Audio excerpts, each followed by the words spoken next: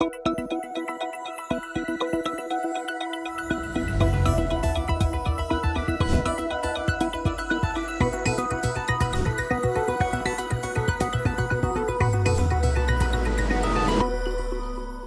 Zé Roberto está aqui já, pode começar a apresentação, e o Oswaldo Assis, que é o debatedor, também está aqui com a gente remotamente. Então, temos as condições aí de começar o trabalho. Tá. Obrigado, Beto. Obrigado, prazer estar aqui, como sempre. Eu vou só pedir desculpa se nós vamos deixar a apresentação só na tela, e eu vou fazer da seguinte forma, para facilitar. Vou fazer a parte internacional, como é usual, aí dou uma parada para a gente discutir a parte internacional, aí faço a parte Brasil, e aí faz um wrap-up de tudo que está aí, tá certo? Então, deixa eu dizer que do prazer de estar aqui, né? Do prazer de estar aqui com vocês. E dizer também que poucas vezes, faço isso há muito tempo, havia uma confusão tão grande, né? Estava falando com o Zé aqui antes de começar, tanto no cenário internacional quanto no cenário doméstico, né? Num certo sentido, é o ideal para consultor, porque a gente pode dizer, sem estar mentindo, que os próximos 3 meses serão decisivos. E que, portanto, o contrato de consultoria deve ser prorrogado por mais 3 meses. Eu tenho clientes, eu tenho clientes que há 40 anos vão nessa, né? Tem um contrato que vai rolando para frente. E a brincadeira à parte, mas realmente, olha, poucas vezes deu para ver uma coisa tão complicada como está vendo, de modo que vale todas aquelas ressalvas usuais, né? Enfim, é o cenário que a gente imagina que pode tirar de maior probabilidade, mas é tudo sujeito a muita incerteza. Primeiro, os principais pontos a colocar para a gente discutir, né? O primeiro é que uma coisa positiva para a economia mundial, que já começou o ciclo de baixa de juros. Todos os países de economia de mercado, isso começou, né? E chegou, inclusive, ao FED. Neste sentido, é positivo, e, em particular, nós da MB estamos trabalhando há muito tempo e ficamos felizes quando o presidente do FED falou isso depois da última reunião, que o mais provável é, depois do período de taxas de juros muito altas, que a economia americana esteja caminhando para um pouso suave. Eu digo pouso suave aqui, inclui eventualmente uma pequena recessão técnica, dessas de menos 0,2, menos 0,3, né? Mas não um crash, literalmente. E essa é a hipótese com a qual a gente trabalha, acho que é essa a hipótese com a qual o Banco Central americano está trabalhando, né? Só que, depois de um longo tempo de discussões, se poderia começar ou não a baixar os juros, se estava aquecido demais, ou se, mais recentemente, se ia para uma recessão, né? Eu acho que houve uma certa concordância da maior parte dos analistas que estava caminhando para um pouso suave e dava para o FED começar a baixar os juros. Só que, como está confuso, quando isso aconteceu, que é recentemente, nós já estamos próximos da eleição americana, e que reabre, portanto, uma incerteza enorme. Nós vamos saber na semana que vem, é rápido, né? Mas reabre uma incerteza e já está afetando os mercados, o chamado Trump Trade, né? Então, o resumo disso é que começou o ciclo de baixa de juros, isso é positivo para a economia americana. O FED provavelmente baixará 2,25, porque é isso que parece, mas dependendo da eleição americana, nós podemos ter, e eu vou falar disso um pouquinho mais adiante, podemos ter uma mudança bastante grande, mostrando exatamente como tá complexa a situação. De outro lado, né, nós ainda temos em pleno andamento, eu estava aqui da última vez que eu tive, eles estavam aqui, né, conflitos regionais significativos, né? E um conflito a invasão da Ucrânia pela Rússia e o conflito no Oriente Médio, né? Ele avançou muito mais do que a gente imagina, mas tem uma coisa aqui por trás que é importante para a economia global, é que nós estamos provavelmente muito perto de uma redução significativa no mercado de petróleo, de queda de preços, nessa faixa, se eu usar o Brent como indicador, de 70 a 75, está abaixo de 80, mas não está abaixo de 70, né? E por que isso, né? Fundamentalmente porque esse é o segundo ponto relevante e objeto de discussões. Nós estamos convencidos que a China entrou mesmo numa trajetória de desaceleração econômica, que todas essas tentativas nos últimos 4 semanas de dar um boost na economia chinesa, algum efeito sempre tem, aumentar, baixar juros, aumentar crédito, etc. Estão fazendo coisas extraordinárias. Eu nunca imaginei que fosse ver o governo chinês dar dinheiro para as empresas fazer recompra de ação, né? Isso é típico para dar um up no mercado de ações, mas até isso está sendo feito. Mas a nossa avaliação é que a China entrou numa fase realmente de redução mais estrutural de crescimento econômico. E isso é uma mudança enorme, né? Como eu disse, o mercado de petróleo é um dos uma coisa que faz a diferença, né? Para menos, né? E ao mesmo tempo cabe perguntar para o Brasil, bom, é o nosso principal parceiro comercial, se é verdade que eles vão começar a desacelerar, é suave, não é queda assim abrupta, mas é suave e na nossa avaliação é essencialmente por conta de população.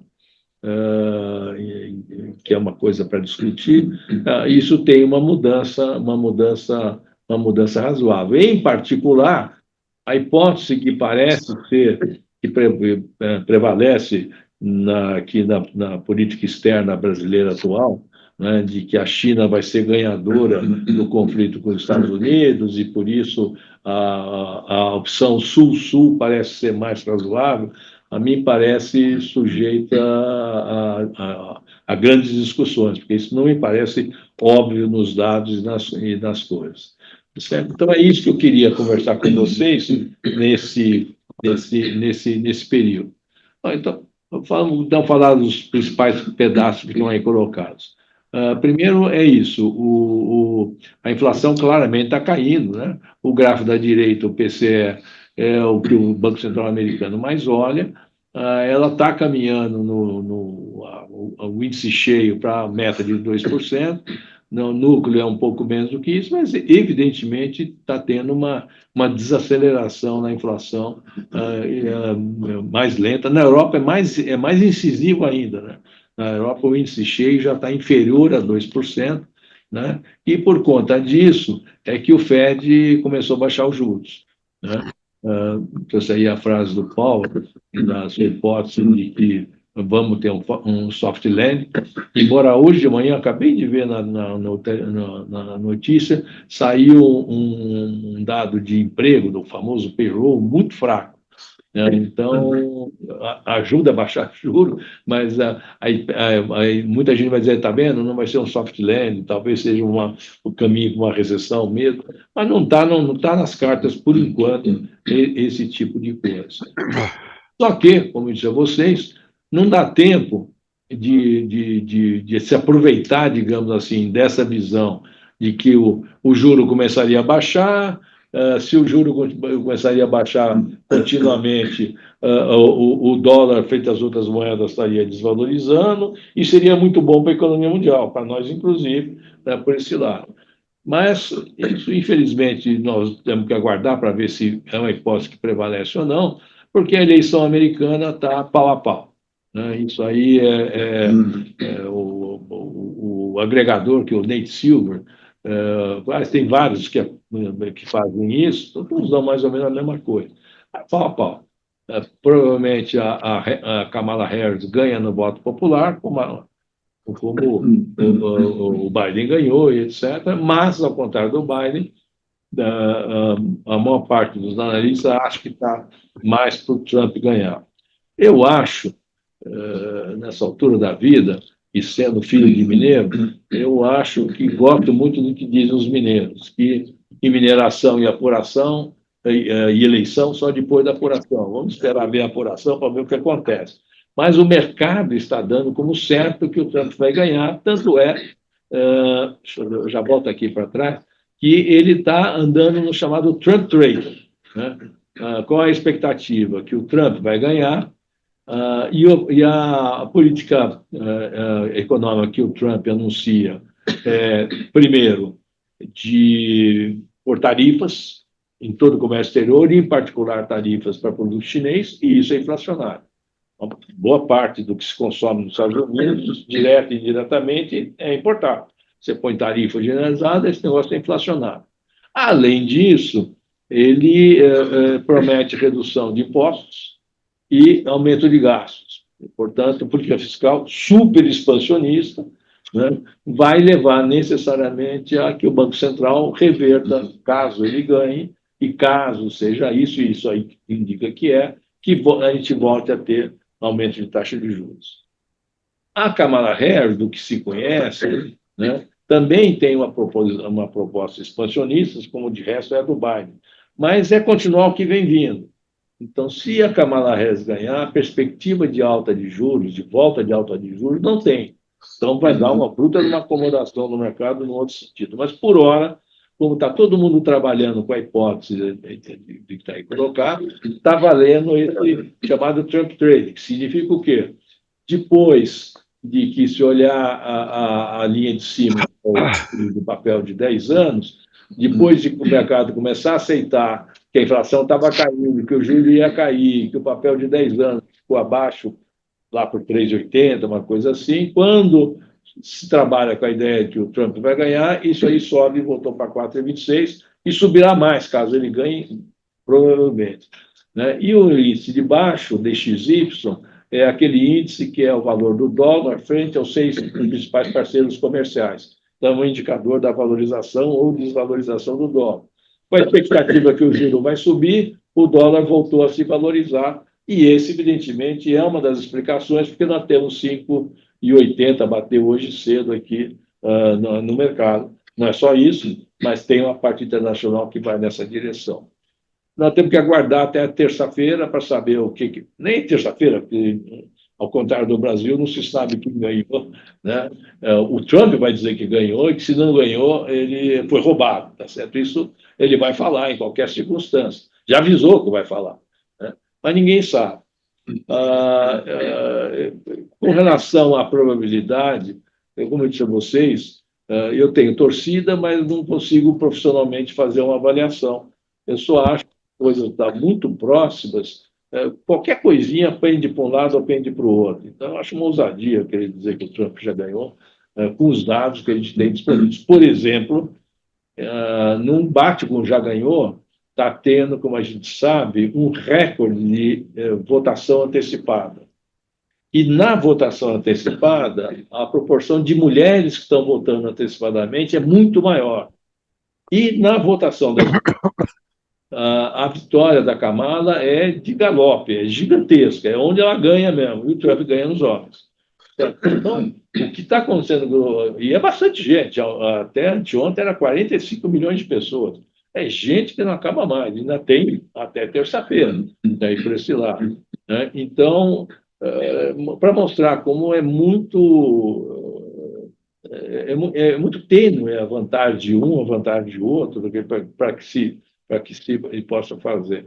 Né? Eu tenho preferência, claramente, pela democracia, seria a vitória da Kamala, que seria o ideal, mas, como consultor, eu não posso dizer o que é. Tem que esperar até terça-feira e ver o que vai acontecer. O terceiro ponto importante eu não vou colocar nada específico de Europa, não que não seja relevante, a Europa é cada vez mais relevante sob muitos aspectos, né? Mas ela já está claramente no período de baixa de juros, porque a inflação está mais fraca, né? Mas a Europa ainda sofre muito o fato de ser importadora líquida de energia. Se a nossa visão de petróleo prevalecer, ela vai ter um ganho, né, por esse lado, mas tem uma guerra lá dentro, então é muito complicado. E se o Trump for eleito, vai ser realmente um desafio para a Europa fenomenal. Né? Embora a gente pode até discutir mais adiante aqui, mas a Europa continua dando lições de civilização e de avanço regulatório. Por exemplo, enfrentar a regulação de inteligência artificial, é um negócio que não dá para fugir. Nos Estados Unidos não vai acontecer, né, pelo poder das grandes, mas na Europa está acontecendo. Então, tem muita coisa importante, mas o que eu acho que tem que chamar a atenção é a questão da China. Então, como eu disse a vocês, nós trabalhamos com a ideia de que a economia chinesa está mesmo desacelerando, por várias razões, algumas de curto prazo, mas tem coisas de muito longo prazo. E a mais importante é a população. Esse gráfico aí que eu trouxe para a seguinte coisa: são as projeções da ONU para a população da China. O Departamento de População da ONU é amplamente reconhecido como muito bom. A ONU tem muita coisa chutada, muita coisa que é isso, mas em população é universalmente aceito que é dos melhores grupos para trabalhar com a de população. Por isso que e muita gente usa isso, o Banco Mundial, FMI, tudo mais. Então, aqui o que tem é o seguinte: em cima, esse marronzinho é a projeção da ONU de população feita em 2019 e projetada até o meados mais adiante. E a cinzinha do meio é feita em 22, mas o que eu quero chamar a atenção é a roxinha, ou vermelhinho, que seja as projeções feitas esse ano. É bem recente esse trabalho. Olha o que é uma coisa espantosa, uma dinâmica da população, 5 anos, que em população, história da população, não é nada. Olha a queda fenomenal da projeção da mesma instituição, provavelmente, então, com a mesma metodologia, com cuidados, né, com 5 anos de diferença. Quer dizer, na primeira projeção de 19, a China chegaria a 1.459 bilhões em 2036. Né? Na projeção feita em 24, 5 anos depois, 1.360 bilhões, tem 100 milhões para arredondar de diferença, ou seja, é um negócio que jamais aconteceu em lugar nenhum do mundo, uma queda tão fenomenal da projeção de população dessa forma. Obviamente, isso é porque o fenômeno de maior tempo de vida tem lá, como tem em todo mundo, mas o fenomenal é a queda da natalidade. Né? E, portanto, morre cada vez muito mais gente do que nasce de bebê, e nós todos sabemos a história. Começou com os 40 anos de política de filho único, com aquele costume de muita gente querendo um herdeiro, acabava abortando quando se percebia que seria uma menina que viria, deu um desequilíbrio que você não repõe mais, não tem como repor mais esse negócio. Só que, além disso, existe o comportamento das famílias, mais recentemente, tem acentuado essa tendência de menores famílias de uma forma enorme. Um pouco disso é associado à Covid, e não é a Covid, é a experiência chinesa muito bruta do lockdown, bruta mesmo. Todo mundo aqui acho que conhece alguém que morava em Xangai ou algum daqueles lugares e que tinha criança pequena e ficou, se foi em Xangai, 70 dias quase em casa. Foi chocante, né? Tanto que os chineses ficaram tão assustados com isso, que eles liberaram, foram de um extremo no outro, do lockdown para o vale tudo, muito rapidamente, e, portanto, saíram com muito receio do futuro. E o padrão médio de comportamento, que foi surpreendente das famílias chinesas, foi poupar mais num país onde a poupança já é elevada, número 1. Número 2, foi ficando cada vez mais claro as pesquisas, e que as famílias, você tem um atraso nos casamentos e dos casamentos realizados, um atraso na procriação. Né? E as pesquisas mostram que a imensa maioria dos casos, os pais falam que, tem que sustentar 1 ou 2 idosos, e isso é muito dinheiro, que está vivendo cada vez mais. E 2, né, é muito caro, como é em muitos lugares do mundo, educar uma criança. Né? No momento em que também a gente sabe que o desemprego juvenil é enorme, enorme, tanto que o governo chinês parou de divulgar essas estatísticas. Né? Então, tem uma queda da natalidade que é brutal, sem que tenha qualquer indicação de um salto na produtividade que possa compensar essa queda gigantesca da natalidade. Então, esse eu acho que é o maior de tudo, cuja consequência é que, ao contrário dos colegas da Ásia, do normal, a expansão do consumo ela se dá muito mais limitada do que em outros lugares. Então, a gente tem pouca expansão de consumo, muito mais limitada. Além disso, eu não trouxe dados para isso, todos vocês sabem, né, a indigestão do número de habitações construídas e que não tem, as estatísticas são fenomenais. São 90 milhões de unidades residenciais vazias, algumas não terminadas, outras não terminadas e vendidas, ou seja, o prejuízo do comprador é muito grande. Né? Outras terminadas, mas vazias. 90 milhões de habitações cabe à população brasileira. Isso é grande até para a China. Pô. A China é grande para burro. Se você puser, né, três pessoas por habitação, 9, 27. Então, já ultrapassou a população brasileira. Né? E a maior parte está em cidades que estão perdendo população. E, portanto, provavelmente não vai ter para quem vender nunca. E todas as construtoras que fizeram aquelas obras estão quebradas, sem exceção. Ou seja, tem aí uma indigestão que uma parte é você cresce menos porque jogou fora a capital, tá certo? Mas tem um problema no orçamento, no endividamento das famílias. Muita gente comprou a segunda residência e não está usando, ou não está completa, não está. Então, por isso, esse pacote, o grosso, é para aliviar isso, mas só que não faz.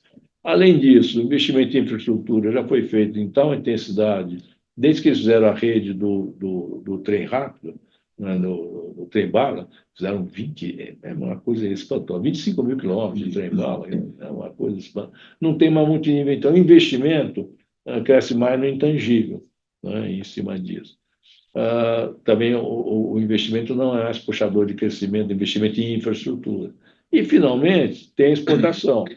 Só que, e vocês todos acompanham, né, os países importadores, especialmente os países ricos, estão sem nenhuma vergonha, estão pondo barreiras tarifárias gigantescas para não ter. O melhor exemplo é carro elétrico. Né? Os Estados Unidos já tinha feito isso, a Europa está fazendo agora, esse carro elétrico chinês aqui não vai ter. No Brasil tem, mas vai aumentar a tarifa, então eles importaram bastante, mas não estão vendendo quase nada. Então, a exportação está sendo travada, sem o Trump. Se o Trump entrar, então você não tem consumo, não tem investimento, não tem exportação. Muito difícil continuar crescendo nessa velocidade. Essa é a proposição básica. E se isso for verdade, né, as commodities que nós exportamos vão sentir um pouco o preço. Vai colocar. O pior caso é o do minério de ferro, né, porque construção civil residencial, o que a Vale está fazendo inteligentemente, ela está reciclando os seus próprios produtos. Ela está vendendo, mudando o mix de pelotas que elas vendem para ter mais concentrado e, portanto, no alto-forno usar menos energia. Então, uma forma de descarbonização. Mas isso é autofágico. Quanto mais você vende desse, menos você vende do outro. Então, tem um período, mas é limitado. Os produtos agrícolas estão caindo e petróleo, que é o mais canivante. E é petróleo que eu queria chamar a atenção para completar essa visão do mercado internacional. O mercado está muito fraco. Luiz, o mercado está muito fraco. No período recente, tanto a OPEP quanto a Agência Internacional de Energia, que é o que está no quadradinho, estão reduzindo a demanda de petróleo para os próximos períodos. Mas só que tem uma coisa maior no mercado de petróleo, como poucas vezes nós vimos. São três coisas que eu gostaria de chamar a atenção aqui no mercado de petróleo, né, porque tem impacto também grande no Brasil. Primeiro, a Arábia Saudita decidiu e é público e oficial, que não quer mais procurar dar suporte para o preço-alvo de US$ 100 o barril, que é o que a OPEP mais a Rússia tem há 3 anos importando produção, tentando isso. A Arábia Saudita mudou a sua ideia, e o objetivo dela não é mais produzir petróleo, mas é aumentar o mais possível o gás natural para fazer energia elétrica, porque o que eles têm a partir de gás barato, lá o gás é baratíssimo, portanto seria uma energia barata, para poder receber projetos, em particular, os grandes centros de dados, que são consumidores fenomenais de energia, ligados à inteligência artificial. Esses centros de dados também são consumidores de água, e aí vai fazer dessalinização, que é um processo que exige energia elétrica. Então, a Arábia Saudita está parando o crescimento no mercado de óleo para crescer no mercado de gás, e eles podem fazer isso. E, mais do que parando, está aumentando a produção de petróleo. Anunciou que, a partir de dezembro, cada mês eles vão aumentar tipo 85 mil barris por dia de produção, durante 12 meses, ou seja, vão aumentar 1 milhão de barris a produção. Você imagina se tiver qualquer sinal de cessar fogo no Oriente Médio, o que vai acontecer com o preço do petróleo? Além disso, né, os países que não são da OPEP, em particular os Estados Unidos, por cheio, a Guiana, que está no ramp-up, e o Brasil, que até 2030 vai aumentar muito a produção de petróleo. E lembrando, em petróleo, ao contrário do produto agrícola, a gente faz projeção e reza para que chova. Petróleo é uma engenharia. Quando você produz, eu vou produzir daqui a 3 anos X adicionais de petróleo, é porque o campo está descoberto, cubado, você já produziu os equipamentos, aí é só o desenvolvimento de engenharia do campo, que é um evento praticamente certo. Pode dar uma zebra, um acidente? Pode, mas em geral não dá, e no caso da Petrobras jamais deu. Né? Então, vai aumentar a oferta de petróleo e tem uma discussão gigantesca entre a Agência Internacional de Energia e a OPEP mais as petroleiras americanas, especialmente a Exxon, porque a OPEP e a Exxon, a Chevron, eles projetam crescimento no consumo de petróleo até 2045, contínuo. É mais suave, mas crescimento. E a Agência de Energia Elétrica tem uma proposição dela, que deu uma confusão infernal, está dizendo, no ano que vem, ceteris paribus, começa a sobrar petróleo e vai aumentando a sobra até 30, quando sobrarão 8 milhões de barris, porque o consumo até 30 vai crescer muito, vai crescer pouquíssimo. E aí, por conta da descarbonização, a eletrificação da frota, etc. É uma trombada de frente entre esses dois, que são grandes. Né? Como o Trump banca a ideia das petroleiras americanas, especialmente se ele ganhar, vai ter indução a aumentar a produção de petróleo. Então, muito provavelmente nós vamos ter. Isso é a única coisa que pode aliviar a inflação no curto prazo aqui no Brasil. Mas é uma coisa grande e, obviamente, é relevante para o Brasil. Então, a última observação que eu queria fazer na parte internacional é essa. É provável que os preços de commodities, nesse cenário, eles caiam. Né? E o que acontece para o Brasil? Nossa avaliação é que afeta um pouco, evidentemente, mas não para colocar em risco as exportações. Por quê? Porque a alimentação, mesmo na China, vai continuar crescendo a demanda. É o básico, eles estão na hora de aumentar a proteína no conjunto da alimentação. Né? Em segundo lugar, em produtos agrícolas, né, os outros países asiáticos estão crescendo muito. Até porque muito do investimento que não vai mais para a China, vai para a Índia, vai para a Malásia, vai para a Indonésia. Esses países estão crescendo muito, portanto, o seu consumo será relativamente grande. Tá certo? Então, e a competitividade brasileira se mantém, né, por esse lado. Então, eu acho que afeta relativamente pouco, mas vai afetar o Vale do Rio Doce e o mercado de petróleo, se nós estivermos certos. Isso que eu queria colocar do cenário internacional, pergunto se algum de vocês gostaria, Oswaldo, você quer fazer uma observação ou deixamos tudo para a parte final? Eu disse, toma um gole de água. Beto, obrigado, tá certo. Basicamente, eu concordo com tudo que você apresentou, tá certo, Beto? No caso específico da eleição americana, os canais de transmissão dos efeitos da eleição lá se dará pela taxa de juros, que aí independe muito de quem foi eleito, dado que o Fed lá tem uma independência histórica. Mas as tarifas e um dólar forte, isso terá impacto aqui para nós, né?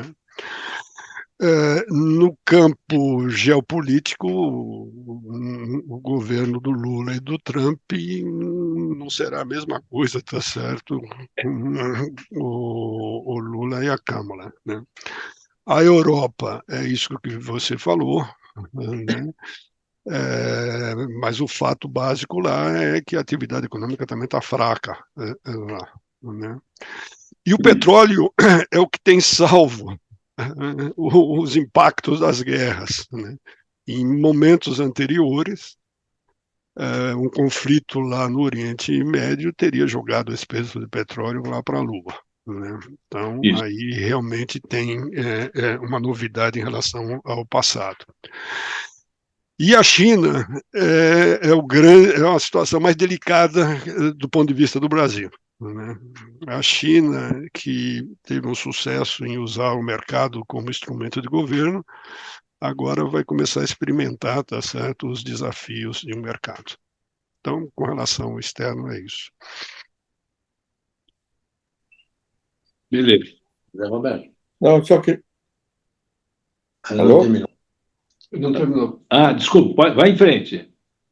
Não, só queria fazer só um comentário adicional sobre petróleo, já que passei por lá, é que além do preço do petróleo estar muito fraco, Zé, tem a margem de refino está negativa, não está negativa, está 3,5% em relação a derivados. Quando o ano passado ela chegou a ter 15, o ano retrasado, por causa da Ucrânia, ela chegou a 80, 60 dólares de margem, de spread entre o preço do barril e o preço do combustível de aviação, o diesel, etc. Então, essa é uma segunda derivada, digamos, de um enfraquecimento do mercado. Hoje você tem um break-even, o refino, em torno de 6 dólares, 7 dólares o barril, entre um barril de petróleo e a mesma quantidade de um derivado. Esse está abaixo do break-even, está no econômico. No cash está... Você não consegue desligar a refinaria, então você vai tocando mesmo com 3, 4 dólares, perdendo em algum produto, ganhando em outro, etc. Mas então só queria adicionar essa questão, que ela é importante, porque nós, na verdade, quando a gente vai buscar paridade, a gente vai estar buscando paridade do insumo, como a importação é livre, né? Uhum. Você vai buscar paridade do diesel, da gasolina, e não necessariamente do preço do barril de petróleo. Você não importa petróleo, tá certo? Só isso que eu queria adicionar, mas super interessante sua apresentação, certo? Felipe, obrigado, viu? Acho que adiciona enriquece, sim, essa coisa do spread. O spread que é tudo para o resultado, né? Então, obrigado, eu agradeço e eu vou incorporar, viu, Felipe, devido à ação, que eu acho que reforça um pouco essa ideia e, evidentemente, no caso brasileiro, para a Petrobras e para a decisão do caminho futuro de investimento, tem um desafio aqui que não é pequeno, não, né? Porque como leva 10 anos descobrir petróleo e desenvolver minimamente um campo, e se começar o ano que vem, o petróleo começa a ser relevante em 35. Quanto vai valer o petróleo em 2035? Né? É desafiante isso. Para quem já está produzindo, está com bala e tudo mais, é outro jogo, né? Por isso que a Guiana é importante para o Brasil. Mas obrigado, Felipe. Tá. Mas também, olha, eu não também nessa linha desse seu último comentário, já que o ciclo é de 6 a 10 anos, e petróleo é um minério, quer dizer, é uma atividade mineral, ela termina. Então, você tem uma reserva, você tira ela por 10 anos, depois, se você não achou outra, sua produção cai brutalmente. Então, você pode ter um fenômeno onde você tem uma queda de consumo, mas porque o sinal de preço não levou a grandes investimentos, fora o shale, que é muito rápido a reação do preço da produção, mas os outros grandes projetos, se o preço for cair muito, você vai ter uma redução forte de investimento, e aí você pode ter um squeeze de preço mesmo ao nível de produção e de consumo muito abaixo, não muito abaixo, também não acho que vá muito abaixo, mas eu acho que pode acontecer. E aqui, ontem tive uma reunião de board de uma empresa petroleira europeia. Cheguei hoje cedo. Essa briga entre a Agência de Energia Internacional e a visão das petroleiras não é uma briga de mercado, mas é uma briga dizendo, olha, as petroleiras hoje não acreditam mais nos números da Agência Internacional. A gente mencionou esse ponto na última vez que a gente se encontrou, né? Mas tá bom, obrigado. Obrigado, eu. Não, e só para adicionar, né, a incerteza que o Felipe mencionou, é a incerteza da própria evolução das alternativas de descarbonização. O exemplo disso é a fase difícil que o carro elétrico está passando. Quando ele parecia 100% validado, né, ele, no mundo inteiro, ele está tendo uma dificuldade de venda, ainda tem mais desenvolvimento por ser feito e tal. Muito... a gente não pode tirar, eu concordo com você, não pode tirar diretamente do enfraquecimento do petróleo todas as informações para a decisão do que produzir, aonde produzir. Verdade. José Pastore estava começando. Eu ia falar, você destacou bem a questão demográfica, né, na China, que é muito preocupante. E esse caso aí, desse superávit gigantesco de residências vazias, né? Tem consumidor. Mas há uma outra preocupação também com a força de trabalho, né? Que com essa escassez de nenê, né? Você vai diminuir. Mas há um contra-argumento de que isso será suprido por novas tecnologias. Isso vai permitir a China produzir ainda com custo menor e a preços ainda mais sedutores no mercado. Você acha que isso aí é uma coisa que... Não, isso é uma possibilidade, sem dúvida, em alguma medida vai fazer. A gente tem um pouco nisso, eu acho, a experiência da sociedade japonesa, que sempre foi francamente contra a migração, entrou primeiro nessa fase de envelhecimento, e um pouco da resposta da sociedade japonesa foi tentar suprir com robotização de diversos casos, e com isso supria aí a falta e com um sucesso muito relativo até agora. Eles vivem bem porque eles são ricos. O problema que eu vejo com a China é entrar nesta fase ainda sendo, em termos per capita, pobre. É um grande PIB, mas o PIB per capita é pequeno. O Japão entrou nisso, ele pode até ir mais devagar aqui e ali, porque eles, inequivocamente, são ricos. Eles têm estrutura para bancar isso. A China é questão da gente ver, que vai mitigar, certamente. Não é direto essa coisa, que a produtividade pode continuar crescendo. Mas é um território não trafegado ainda, né? Aquela coisa que a gente fala em muitas coisas. Então, eu acho que, por isso que eu acho que a desaceleração é suave, não é abrupta. Se fosse muito problemático, seria abrupta, né? Porque a progressão em que está caindo a população começa com 1 milhão, 2 milhões, 3, 5, 8, e vai embora, certo? Então, mas você tem razão que vai mitigar um pouco. Eu tenho dúvida se vai conseguir resolver isso daí. Inclusive porque eu não quis incumpridar para a gente enfim, estamos discutindo só China, mas uma coisa que está chamando a atenção, difícil de medir, mas é o fato que o Xi mudou a regra que vem desde lá de trás dele ficar para o resto da vida. Ele virou o imperador. E, aparentemente, ele é particularmente preocupado com segurança.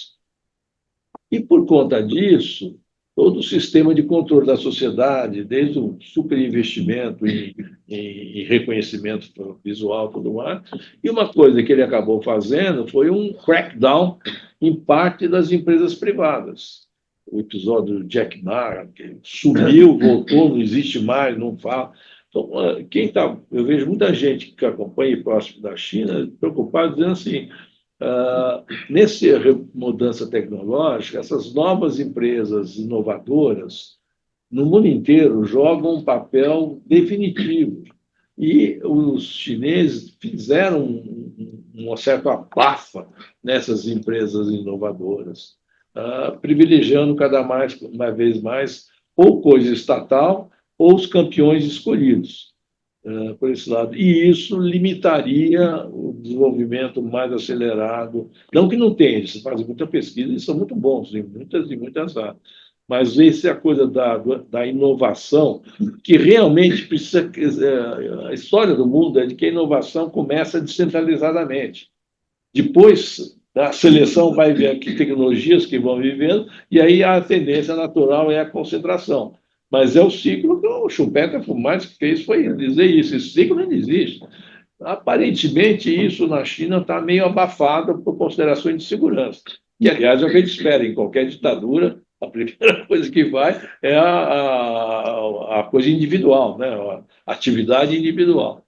Se isso for verdade, então não é certo. Não é certo. Nós não sabemos, não é certo. O que é certo é que essa combinação da coisa populacional, com mudanças na percepção das pessoas, com a experiência única deles do filho único, e só tem esse país do mundo, nunca teve outro e não vai ter mais. Tá certo? Então, é um negócio diferente e não acho que seja bom para crescimento. Pode não ser comprometer todo o crescimento, nem estou dizendo isso, mas certamente, para mim, o que deixa dúvidas, assim, só para incumpridar demais isso, né? Assim, tem um pedaço do governo brasileiro, né? Certos assessores de política externa que moram no Palácio, que tem uma visão muito clara. Nós temos que fazer a opção Sul-Sul, porque a China vai fazer frente a um império decadente, o império dos Estados Unidos, e vai ganhar. Se nós alinharmos a eles, eu acho isso uma temeridade absoluta. Até, inclusive, porque os Estados Unidos, que tem 200 milhões de problemas, é o único país rico onde a população cresce. E eles maltratam os imigrantes. Apesar disso, tem imigrante e a população cresce. Né? Então, e tem muita inovação tecnológica. Então, é óbvio que tem um império decadente. Né? Eu acho que você pode ter outras características, tem muita coisa ruim lá, né? Mas não é isso. Então, eu acho isso sim que eu acho que é uma implicação estratégica para o governo brasileiro, que eu acho que, se acentuar isso, nós estaremos fazendo um erro, aí sim, um erro. A gente tem que ter negociação e relacionamento com todo mundo, e não apostar num negócio do Sul-Sul. Esse próprio último episódio do BRICS mostra como nós perdemos importância. O BRICS virou um artefato de política chinesa, ponto. Tá certo? Eu acho que a gente não vai ganhar se ficar só nisso. Né? Ok. Professor, só claro. Por que a indústria automobilística elétrica chinesa conseguiu crescer tanto, ultrapassando países da Europa e Estados Unidos, em tão pouco tempo? Pesquisa, muito competentes, né? E eles começaram a fazer e projetos de começar. Por exemplo, antes de fazer carro elétrico, os chineses optaram, eles têm controle de tudo, a fazer ônibus elétrico. Então, e aí tem um efeito em cima, inclusive, de poluição. Né? Então, todo o desenvolvimento da tecnologia de eletrificação e etc., que é um outro jogo, é um outro produto. Depois, em carros. E só no fim de muito investimento, muita competência, muita pesquisa, que teve essa junção, que a BYD começou a fazer carro, mas ela fazia bateria. No começo do programa de pesquisa, o trabalho da BYD era bateria. Outros faziam carros. Quem fazia carros eram os tradicionais fabricantes de carros a explosão, carro, né? E agora, só no fim, que deu, podia chamar de efeito tipo Tesla, né? Você podia até, o Tesla é um inovador, né? E é isso que acontece, deu a ideia é isso. De repente começou a fazer tecnologia e escala. Como boa parte da manufatura, a escala é tudo. Então, o carro é um outro jogo, né? Primeiro, ele tem poucas peças, poucas partes, perto das 20.000 partes que tem um carro de um motor a explosão, ele tem 400, tá certo? E a relevância do software no controle desse conjunto é total. Né? Então, é uma outra tecnologia. E eles ficaram imbatíveis. Aí o que, na minha interpretação, que está acontecendo no mundo ocidental, claro, nos Estados Unidos, acabou acontecendo na Europa, a despeito da Mercedes, dos alemães que têm interesse da China serem contra, é o seguinte: os países ocidentais ficaram muito marcados pelo que aconteceu com o painel solar. Pela mesma razão, a China investiu em tecnologia, numa escala gigantesca, subsidiou o que foi preciso, e aí os custos começaram a cair. Chegou num ponto que ninguém consegue produzir painel solar com a mesma tecnologia, perto sequer do custo chinês. Tanto que não tem grande produtor de painel solar no mundo inteiro. Os americanos que receberam quebraram todos, já no tempo do Obama. Né, um caso famoso, que ele deu 500 milhões de dólares de subsídio para uma empresa que acabou quebrando. Né? Então, a minha interpretação leiga, não tendo que ser técnica, os governos disseram o seguinte: o carro elétrico não vai repetir o painel solar. Portanto, é bruto mesmo. Aqui não entra. Acabou. A Europa é mais ampla que os Estados Unidos. Porque os Estados Unidos, assim, aqui não entra, e quem vai produzir são as nossas indústrias. A Europa está dizendo, aqui não entra, mas você pode vir produzir aqui. Então, as empresas chinesas vão produzir na Europa, tem 2 fábricas já em construção, uma na Espanha, Inglaterra. e tem uma terceira pensada na Europa Oriental. Né? Então, pode produzir aqui, né? Mas isso quer dizer que a exportação chinesa vai ser prejudicada, vale o argumento da exportação. Eu acho que é isso, né? Mas eles são imbatíveis. O conjunto de tecnologia, a qualidade do carro, etc., não tem ninguém que chegue perto, inclusive a Tesla, que o último modelo realmente novo da Tesla é de 2019. Aí ele teve que fazer escalar, e os chineses estão com... É imbatível, imbatível. Agora, se você não escala isso, não vende para o mundo inteiro, fica um negócio, você não apropria dos benefícios da tecnologia. Né? Obrigado. Vamos lá, porque ainda estamos no caminho. É bom a gente conversar, mas eu vou ser mais rápido no Brasil para a gente ir. Eu nem perguntei exatamente se ir para o Brasil. Exatamente, vamos lá. Tá, bom. Isso aqui é o resumo do que eu quero colocar para você. Né? Está acontecendo no Brasil uma coisa que vocês todos sabem, né, que é a atividade, o PIB, o lado real, está indo muito melhor do que todo mundo pensava e projetava. Mesmo nós MB, que éramos mais otimistas do que a média das projeções, nós tínhamos 2,5. Vai dar 3, 3,2, uma coisa assim. Muito forte a atividade. E com uma característica, fica então a dúvida, por que os que estão projetando, em terceiro ano de erro, dá sistematicamente mais PIB do que foi projetado. Tudo mais mantido. Né? Beto, muito forte. 3 é muito forte. 3 anos? Não, 3% é muito forte. Se você considerar o fato que nós não estamos... exatamente. Não, porque deixa eu já dizer antes o que é isso. Nós temos 2 coisas aqui, né, nessa discussão que estão difíceis. O Zé tem toda a razão de chamar a atenção.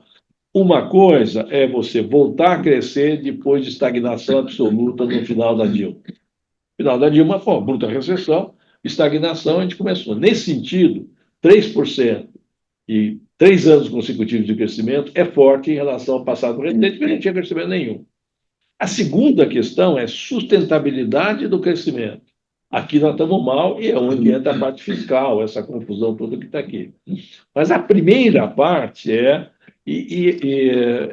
que vem vindo bastante melhor do que se imaginava, e é 3%, 3,2% deve dar, no ano em que a agricultura apanhou do clima, e o PIB agrícola e tudo mais que vem para ele é negativo. Está tendo quebra no setor agrícola, então tem uma coisa que segura o PIB, e ainda assim o conjunto deu 3, vai dar 3, 3,2. Então, é substantivo. Né?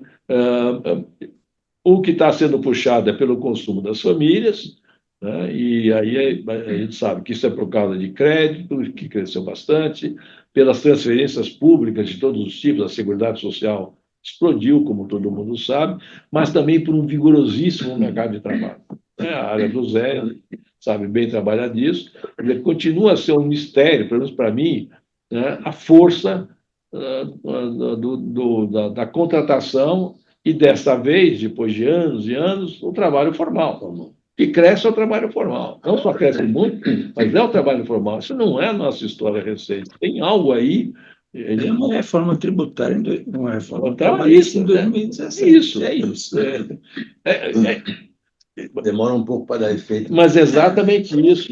E em geral, os analistas, etc., ainda não conseguem, eu acho que não conseguem avaliar tudo. Que é difícil mesmo, porque uma das coisas da reforma trabalhista, desculpe entrar na área de vocês, né, é legalizar regimes de trabalho diferentes, que permitiu a contratação.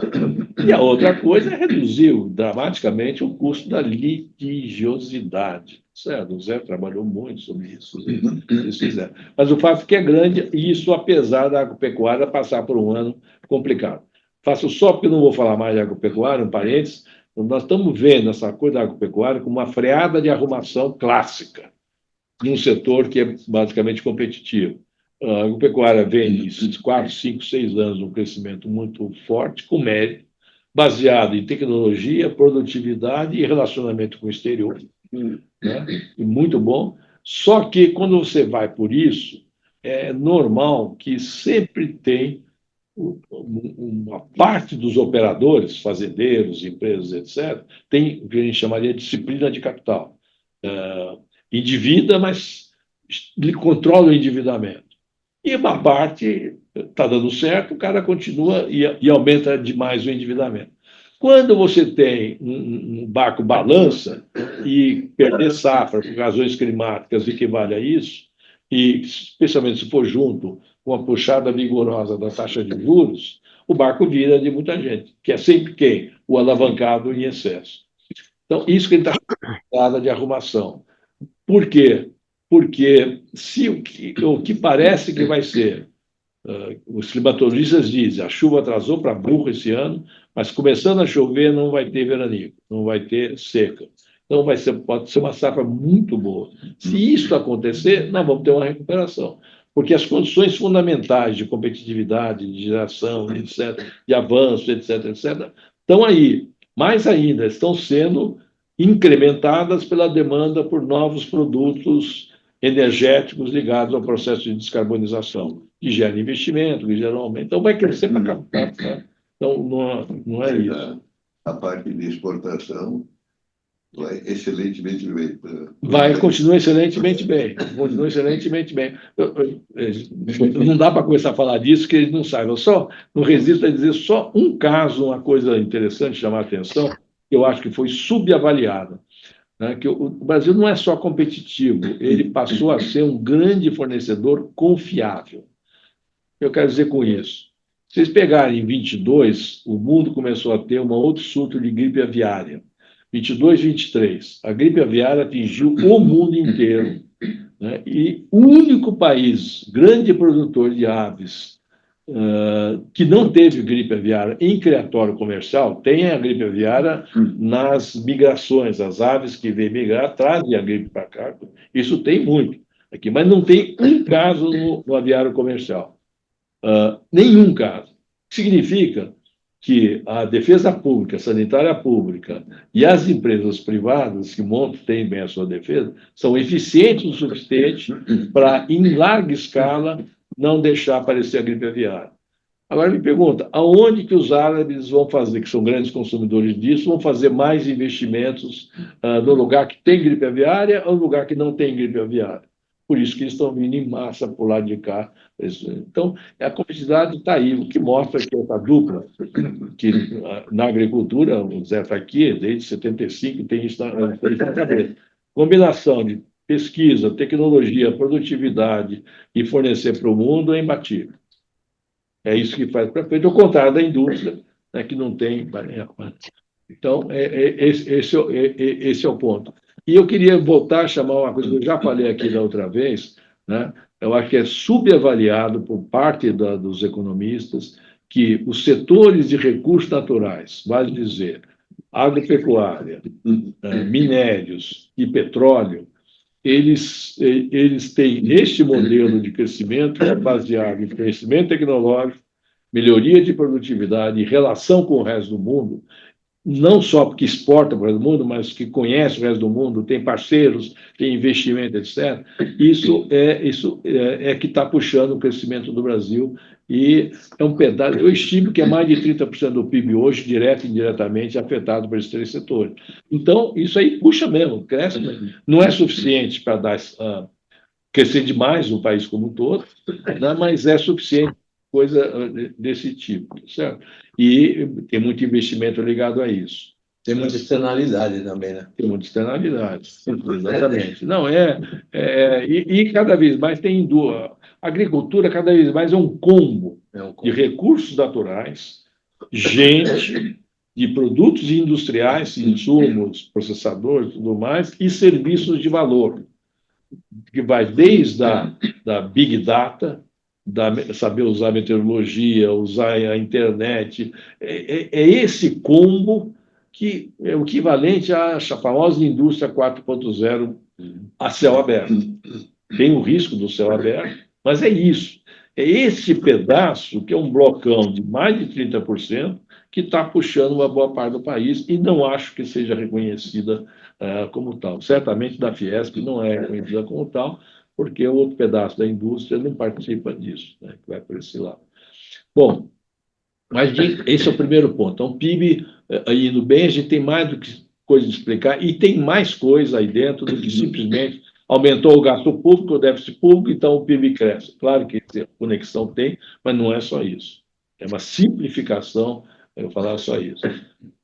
Mas por causa disso, né, nós temos pressões inflacionárias e a coisa ruim desse ano encostou na meta e vai passar da meta. Nós projetamos 4,8, o teto da meta para esse ano é 4,7, e aí entra a alimentação, porque teve a quebra de safra, a energia elétrica, a tarifa vermelha é por causa também de problemas climáticos, demanda e a desvalorização do câmbio, que tem muito a ver com a questão fiscal que piorou. Então, então, nós temos esse problema, é por isso que a taxa de juros começou a aumentar, né? E esse é uma das questões que a gente tem.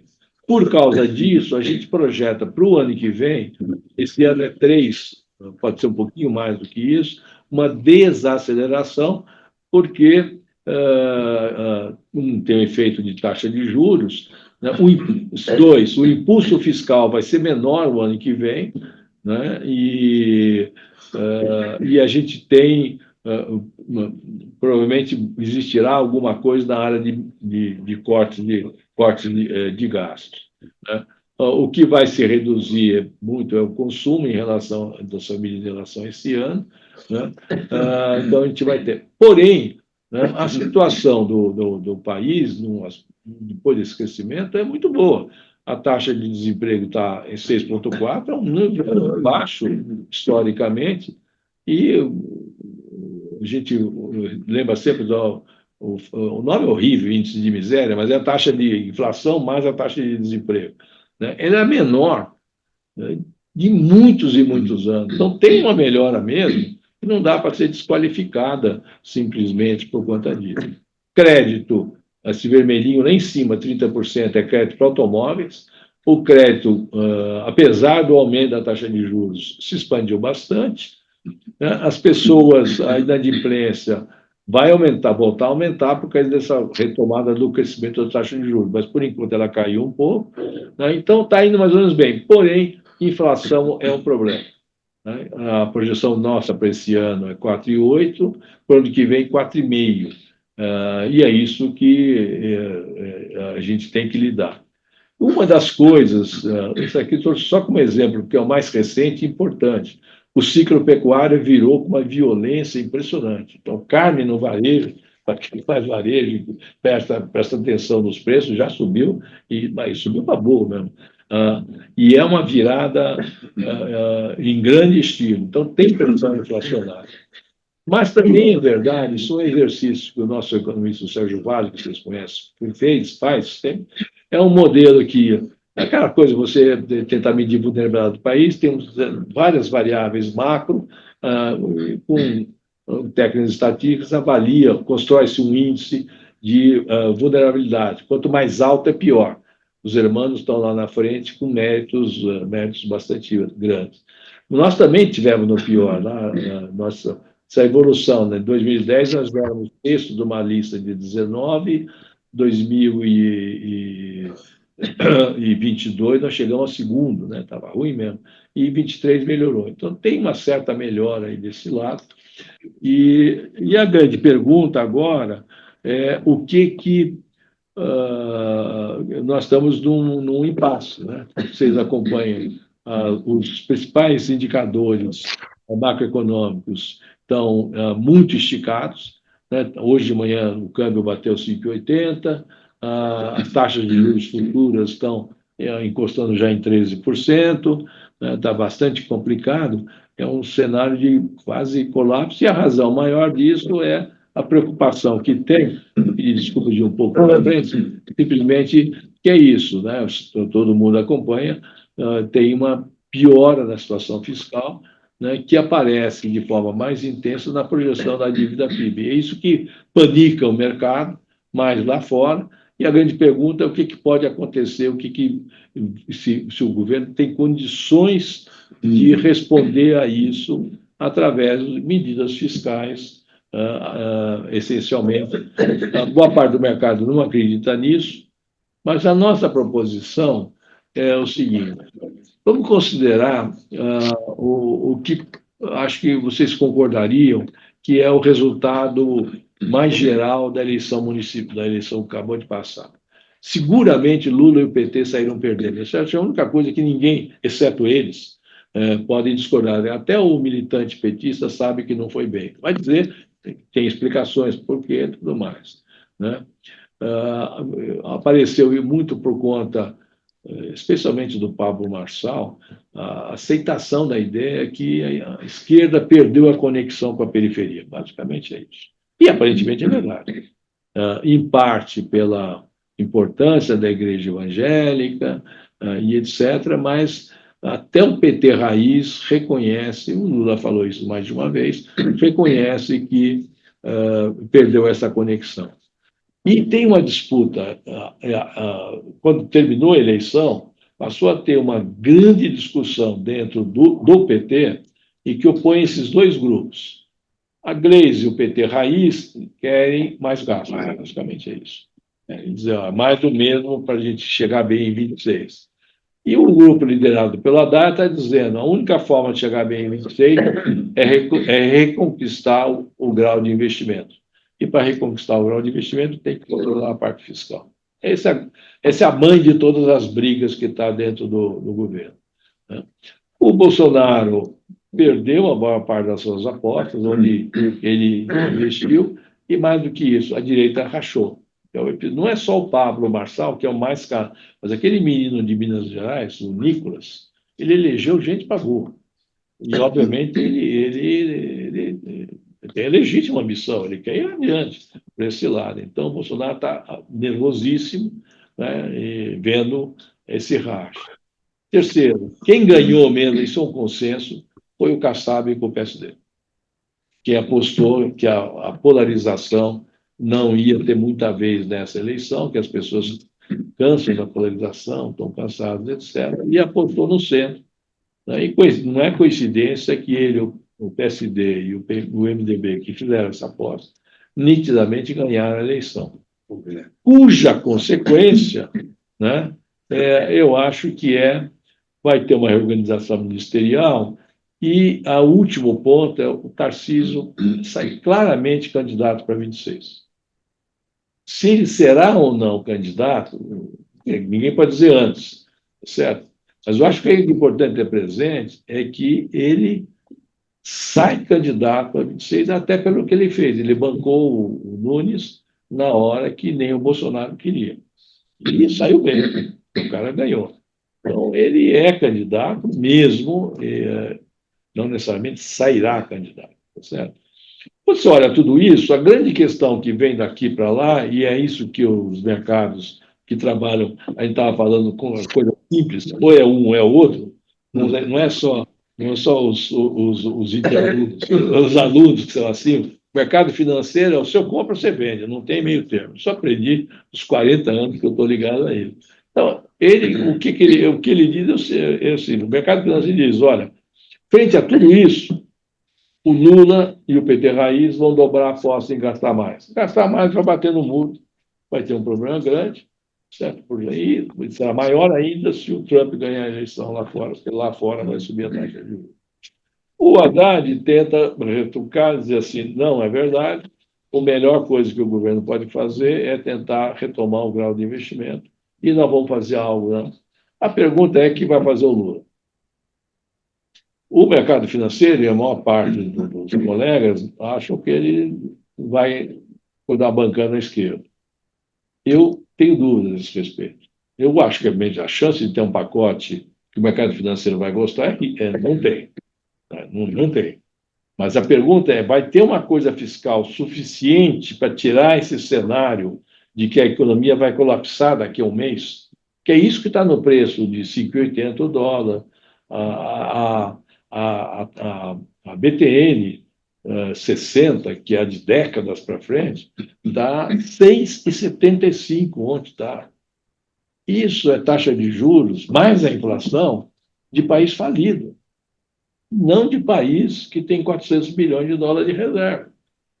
Evidentemente, esse preço não vai ficar onde está.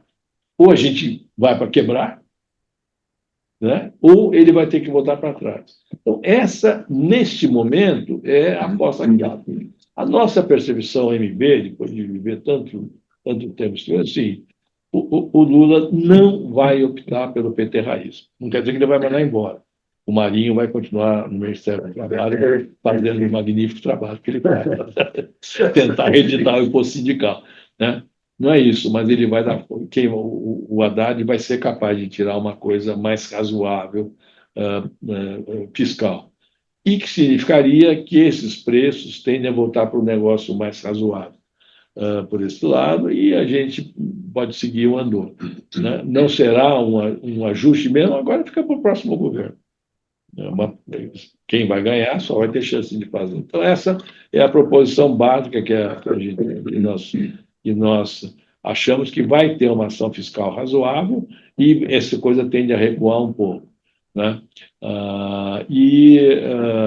Eu acho uma coisa interessante de olhar, né, esse gráfico é bem simples. Vocês olhem, a linha azul de baixo é o country risk, é o risco país. Você vê que ele não mexe. O país não ficou mais arriscado. Né? Mas olha a taxa do dólar lá em cima. Né? Isso tem um sentimento tão ruim que está fazendo desvalorizar o dólar. Né? Então, se nós achamos que é incorreto, o que a gente vai ver é um pacote de alguma dimensão razoável que não vai resolver o problema da sustentabilidade do crescimento, mas não vai trazer um desmonte, um derretimento da economia. A inflação tem chance de voltar mais perto dos limites, a gente vai crescer menos no ano que vem, porque as coisas param, isso acontece, mas muitas dessas coisas novas estão acontecendo no dado real, que a gente não tem tempo de falar, vão segurar um pouco o crescimento. O que não temos ainda, nem perspectiva de ter, é sustentabilidade no crescimento. E, para muitos, se não tiver isso, não está fazendo. Isso vai ficar para o próximo governante. Não dá mais tempo. Muito menos o Lula vai conseguir fazer uma coisa dessa, certo? É isso aí.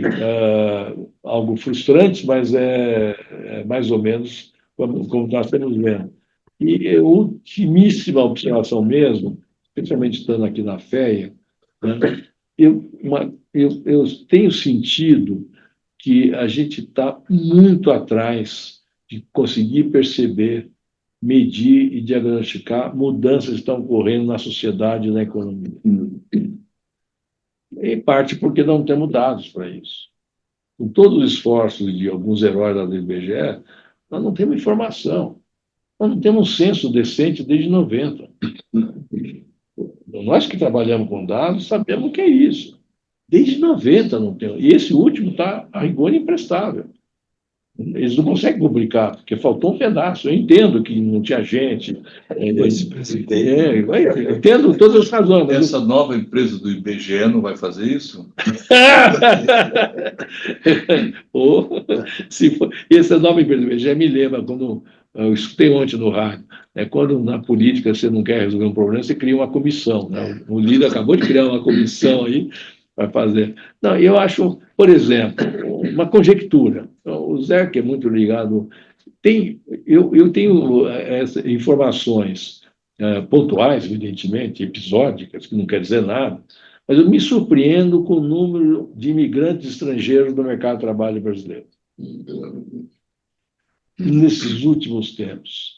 Me surpreendo com o volume, e não é só mão de obra de construção civil, gente até de uma certa qualificação em várias coisas. Não tem muita estatística disso, né, Zé? Ele não sabe disso. No entanto, entra gente pelo ladrão aqui, certo? Por esse lado. Então, tem coisas acontecendo do chamado lado real, tem mais coisa do que a gente consegue ver. E aí é isso. Por isso que a gente cresce mais do que parece. Por isso que parece que você vai quebrar no mês seguinte e acaba não quebrando. Não é jogo do contente, eu acho que de fato é isso mesmo. Mas é isso, gente. Obrigado. Desculpe, eu acho que foi mais longe do que. Certo, está com Jobina, né? Este não é um país para amadores. Não é Brasil não é um país para amadores. Eu acho que Pode tirar. Oswaldo, por favor, Oswaldo. É um comentador. Hélio, obrigado, Hélio. Primeiro, vou pedir desculpa de não estar presente, mas eu quis evitar, como eu comentei, um surto de gripe aí nos meus amigos, tá certo? Então, resolvi ficar aqui. A segunda coisa é fazer um disclaimer, tá? Eu tenho me beneficiado muito nesses últimos 40 anos do convívio com o Beto. E posso testemunhar, tá, a qualidade e assertividade da análise que ele faz. Tanto que comentar o que ele apresentou aqui é um desafio que eu só topei, Hélio, porque gosto de desafios. Dito isso, o que eu posso acrescentar aqui, na linha do que o Beto colocou, é o seguinte: se fosse possível, tá, usar uma qualidade da teoria da relatividade que é dobrar o espaço-tempo e olhar para trás, os preços dos ativos, dólar, juros, bolsa, etc., não seriam esses. Ou seja, o governo, tá certo, tem apresentado algum resultado, mas longe, tá certo, de conseguir influenciar as expectativas dos agentes que operam no mercado financeiro. E aí, o que eu também aprendi ao longo do tempo, tá? Um dos principais produtos de um mercado, qualquer mercado, o mercado financeiro não é diferente, é ele produzir preços. E esses preços falam, tá? Se o que nós vimos acontecendo até agora, tá certo, pudesse ser replicado para frente, o dólar não seria esse, a taxa de juros não seria essa e a bolsa não seria essa. Tá? Dito isso, uma explicação que eu não compro, se comunica mal. Não é isso que se comunica mal. Tá? Ele simplesmente, as pessoas percebem que o ministro da Economia, que é o nosso presidente, ele tem uma visão demanda-orientada de tocar uma economia. E aí, isso ocorre num momento onde, alguns anos atrás, a gente tinha, grosso modo, né, um superávit primário do governo central de 2 pontos percentuais do PIB. Era 19 com 17. Esse número já há algum tempo virou 19 com 19. E isso faz com que essa situação seja instável. Né? Em que sentido? Todas as ações que foram feitas recentemente para tentar diminuir, e olha, o governo vai apresentar uma diminuição de um resultado primário de menos 2,3 em 2023, alguma coisa em torno de menos meio, ou até zero. Em qualquer situação, isso deveria ser uma boa notícia. Mas a qualidade foram remendos, ou algum aumento de imposto, ou alguma abertura do extrateto, colocando despesas fora dessa conta. E hoje, tá certo, já há algum tempo as pessoas percebem isso, né? Dito isso, o que tem pela frente, né? O Beto também colocou, que há dúvidas, né, com relação à sustentabilidade desse equilíbrio frágil no campo fiscal que nós temos. Por exemplo, quando você examina a LDO para o ano que vem, você encontra lá receitas incertas na casa de 180 bi. Isso daí você olha e fala, pô, peraí, como é que eu enforço isso? Nós estamos falando aí de déficit na casa de 50, 60 bi, aí simplesmente coloca-se lá receitas incertas, né, num volume desse. Então, não é crível. Né? Nós estamos numa situação desconfortável, que os juros são muito altos no Brasil, são extremamente elevados, né? Você tem, mesmo que a estatística mostre, tá certo, que a carga tributária está mais ou menos estável, o discurso é todo em aumentar, tá certo, a carga tributária, né? Com relação ao mercado de trabalho, tem algumas coisas assim. A gente fez um cálculo meio assim simples, né? A gente chega até a acreditar que haveria 2,5 milhões de pessoas que poderiam, tá certo, deixar os programas sociais e irem para o mercado de trabalho, né? Mas eles não está acontecendo isso, né? E o governo, com a história de pente fino, imagina que sejam 20 bi, 26 bi, tá certo, que poderiam fazer isso, também não é crível. Vou dar um exemplo, tá certo?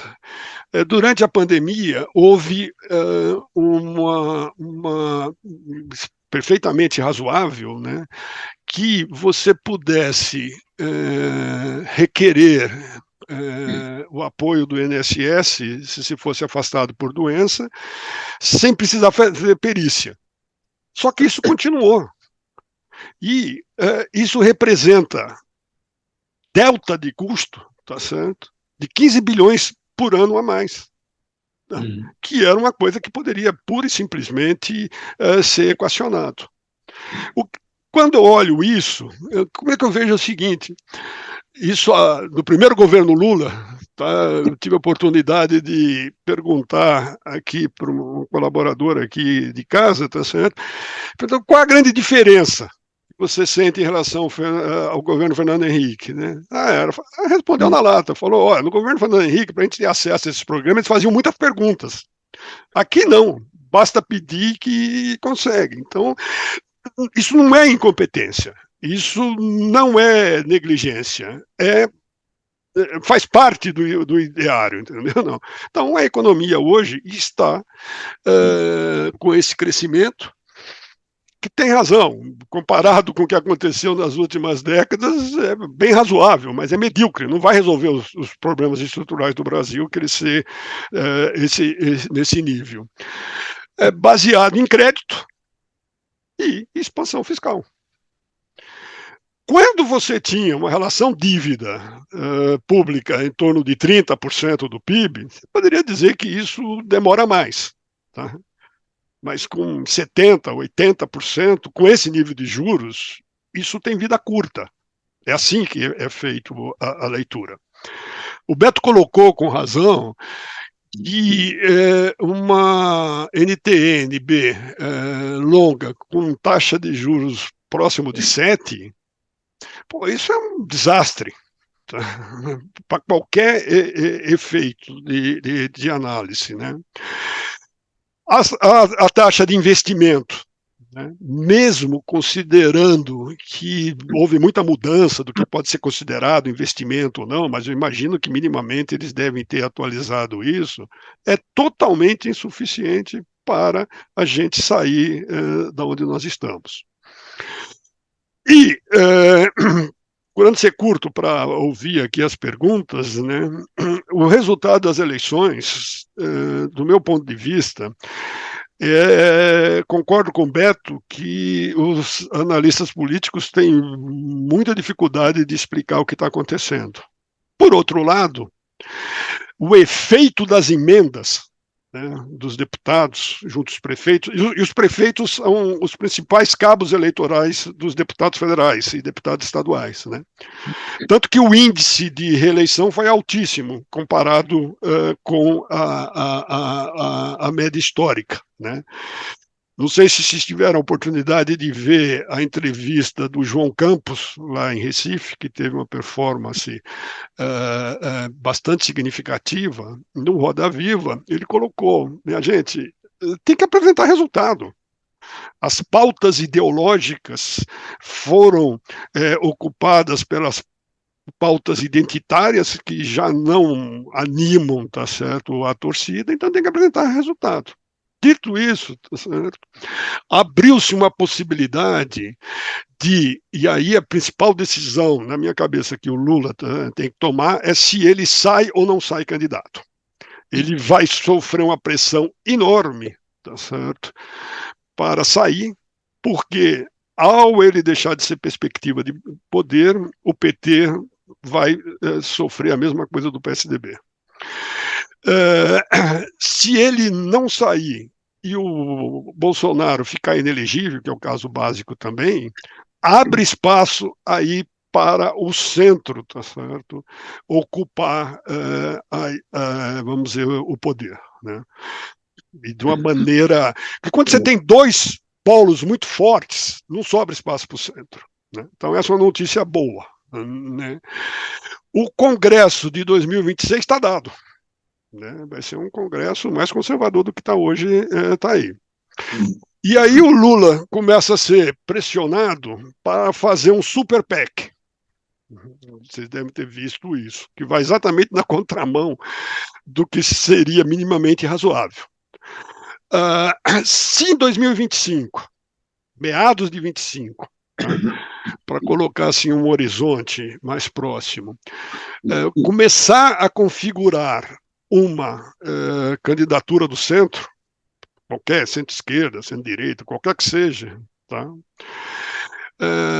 E isso sinalizar um ajuste em 2027, eu acho que a gente pode assistir uma correção desses preços que hoje estão fora de lugar, tá certo? Pelo que tem apresentado até agora, né? Não acho que o Lula vá fazer um ajuste significativo, não vai mexer no salário mínimo, vai continuar perseguindo a isenção dos R$5.000, representa só 50 bi, tá certo? No momento em que deveria estar no outro caminho. E volto a dizer, não é que ele não sabe das consequências, é que ele acredita e é pressionado aí nessa direção. O Brasil, até então, conseguiu equacionar dos três principais questões macroeconômicas, que é a questão externa, né, está razoavelmente resolvida, tem um nível de reservas razoável, um nível de transação corrente perfeitamente financiável, né, 2% do PIB, né, não justificaria o dólar nesse nível. A questão da inflação está razoavelmente resolvida, mas à custa de uma taxa de juros muito grande. Para o ano que vem, já aparece no mercado estimativas acima de 5. O que a gente tem que entender que não se trata de acertar ou errar. Então, se vai ser 4,8, 4,7. Só o fato de ter a probabilidade disso influencia o preço hoje. Porque todos nós sabemos, o mercado olha para frente na formação dos preços. O que já aconteceu, não influencia mais. Né? É uma notícia ruim. E por quê? Porque no curto prazo vai continuar a subir. O próximo Copom deve subir 50 bases aí. Né? A questão que está longe de ser resolvida é resolver estruturalmente a questão fiscal. No fundo, a Constituição de 88 criou um welfare state. Desde 1997, a despesa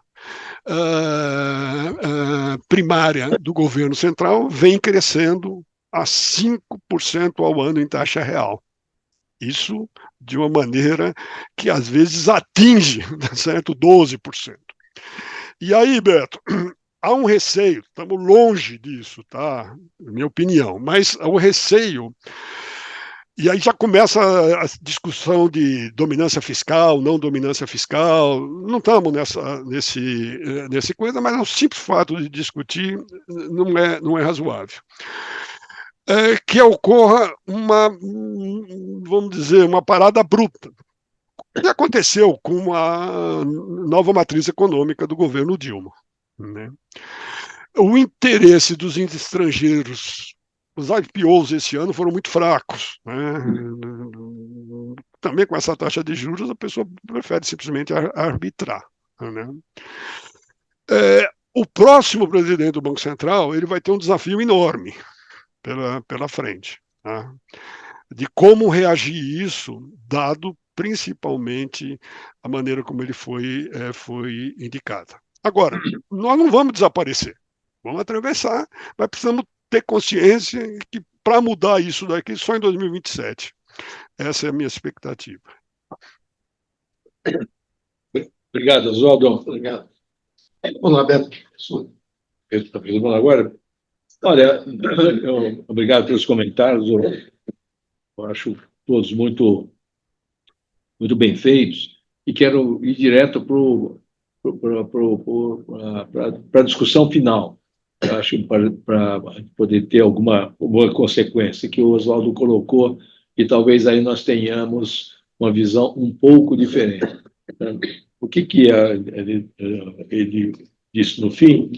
O setor externo está razoavelmente bem encaminhado e assim vai continuar. Somos muito competentes por causa dos recursos, setores de recursos naturais, nós temos uma competência que só vai crescer aí, porque vai incluir nisso coisas ligadas à descarbonização.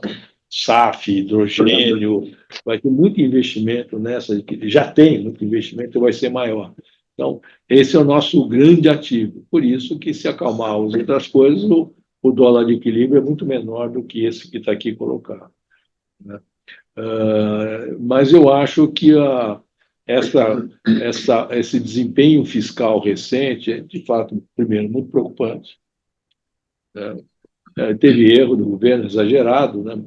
Para mim, o melhor exemplo, não tinha nenhuma razão razoável para pagar o precatório em fevereiro, aquilo que sempre foi pago em dezembro. Você bombou 40 bilhões, né? Obviamente está procurando aumentar a atividade. E a questão fiscal organizada tira qualquer chance de crescimento sustentado. Até aí eu acho que tem um consenso, né, que a vertente mais heterodoxa dos economistas tem pouco a dizer. Ele ficou, né, tanto que tem pouca fala nisso. Né, quer dizer, o consenso mais geral de que com essa desarranjo fiscal não vai ter jogo eu acho que é quase universal. E eu, pessoalmente, concordo com isso. Eu acho que com esse desarranjo não vai ter jogo, por quê? Eu acho que isso é outra coisa que talvez o PT raiz, a esquerda, não tenha sabido ler, além de não entender a periferia. É que se é uma coisa que entrou na sociedade brasileira inteira, é a intolerância para a inflação alta. Esse é o grande sucesso do Plano Real, que ficou incompleto em muitas coisas, mas nisso foi absolutamente completo. Foi mostrar que a vida é melhor com inflação baixa para todo mundo, né? Portanto, quando a inflação começa realmente a querer subir, né, é a experiência da Dilma. A reação é fortíssima por esse lado, e eu acho que isso aqui está acontecendo. E por isso que tem esse racha enorme dentro do próprio PT, do grupo do ministro da Fazenda com o grupo do PT Raiz, liderado pela presidente do PT. Mas acho que tem essa segunda coisa, a inflação é intolerável, né? E uma coisa que eu aprendi, já isso todo mundo concorda, vocês, Selic não chega em Brasília. Superávit primário, eles nem sabem o que é isso, porque garantindo a emenda, aqueles senhores estão lá no Congresso, estão felizes da vida. Agora, dólar chega. Dólar alto chega em Brasília, o que ele significa inflação alta. Então, baseado nisso, de um lado, e na percepção política que o presidente da República tem, como todo político que se preza, uma coisa desenvolvida é o nariz para aquilo que ameaça o seu poder. Isso pode ser de direita, de esquerda, de centro, cima, embaixo. Se o cara tem uma carreira política, ele sabe quando o seu poder está sendo... E acho que inflação, medida pelo dólar, que por sua vez tem a ver com o desarranjo orçamentário, ameaça o poder do Lula. E por isso que eu tenho dificuldade, viu, Oswaldo, de aceitar a hipótese básica do governo.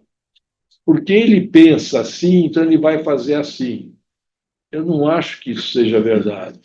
Que o presidente da República tem uma mentalidade dos anos 70, estamos todos de acordo. Que ele envelheceu, eu não tenho dúvida. Que ele gostaria de fazer o que o PT Raiz pensa, eu não tenho dúvida. Mas ele não é dado a suicídio político.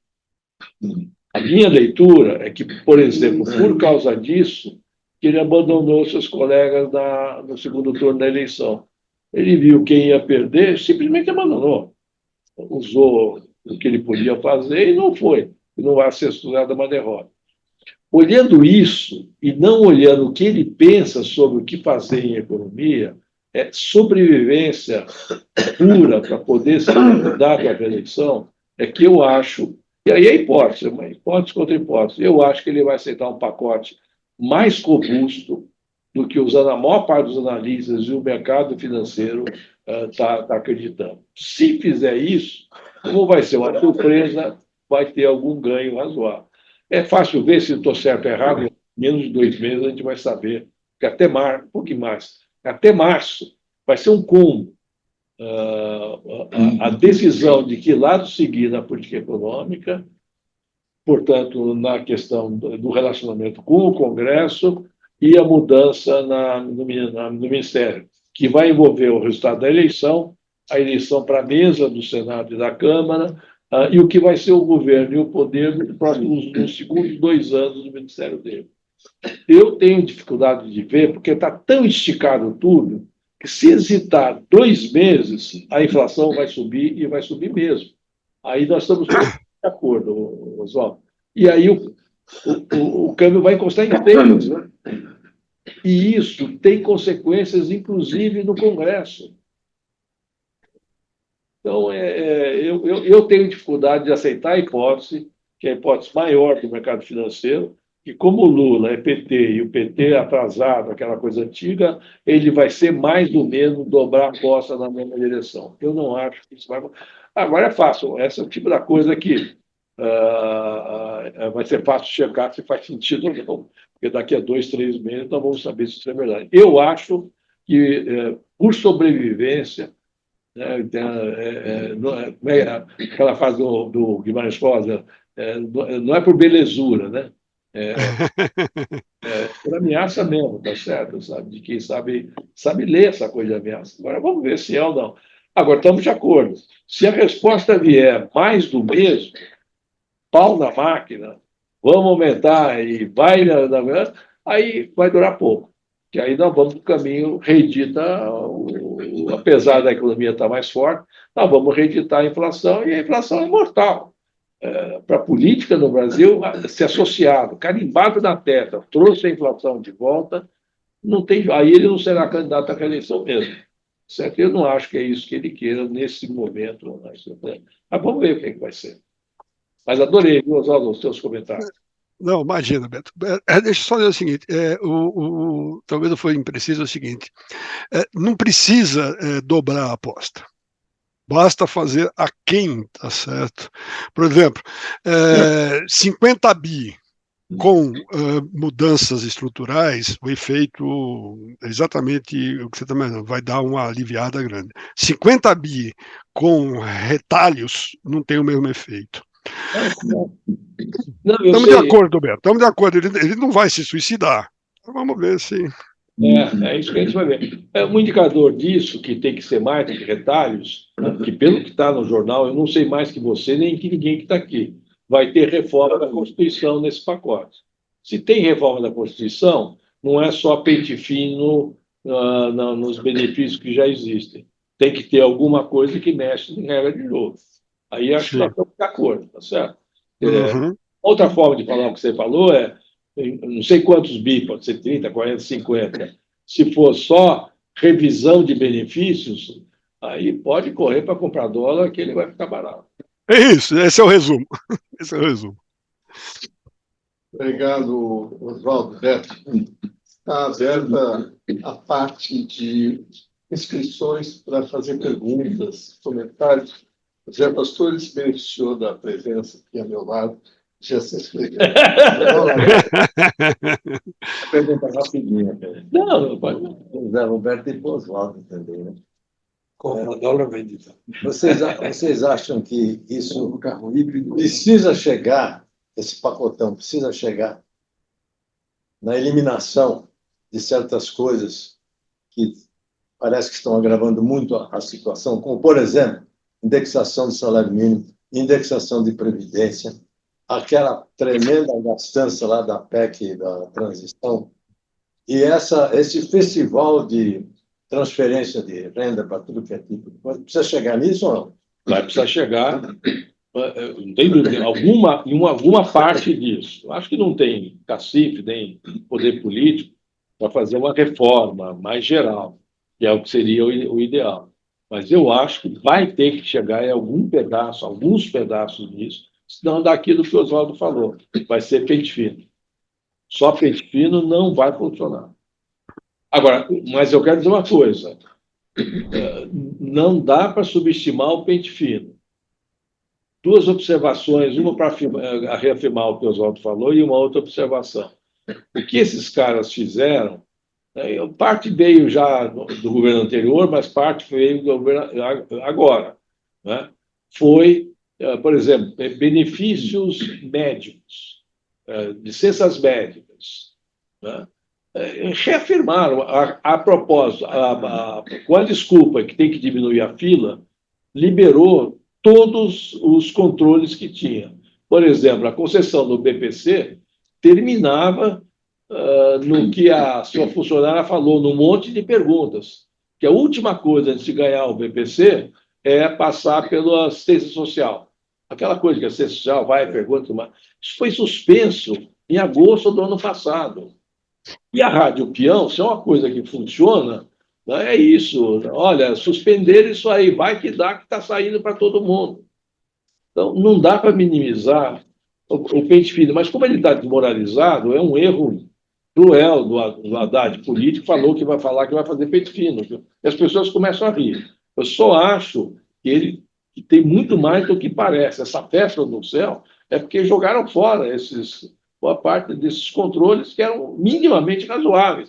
Isso está valendo para a concessão de de auxílio saúde, né?